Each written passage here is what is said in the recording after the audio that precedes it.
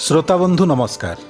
आपण माने शुणुछंती radio Hirakhand 90.8 FM। मु मातृदत्त महांती। एथर कविता वर्षा। गोटे जाजावर परी आज वर्षार ठाणी, जड़े सन्यासी परी आचरण। गोटे जाजावर परी आज वर्षार ठाणी, जड़े सन्यासी परी आचरण। पखिया तले दीपटीए धरी नई नई चालुछि मो सहर रे संज। गोबरी नदीबंधरे शब्द मानकर बसिथिला जेउ हाट, सेठी एबे वर्षार तांडव।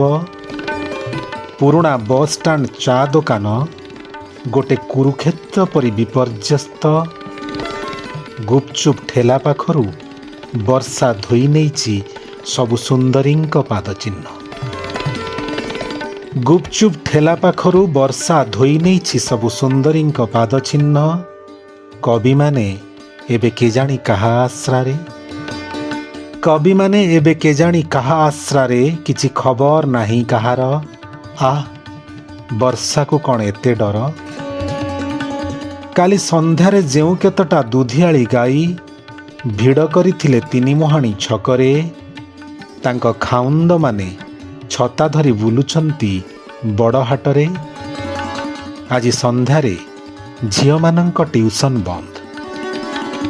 आज संध्यारे झियो मानंक ट्यूशन बंद। सहर रे अख बंद, चक बंद। आज सबु प्रेमिक मानंकर निर्जला उपवास। ओह वर्षार सबु दोष। मो कथा पचारना, मो कथा पचारना।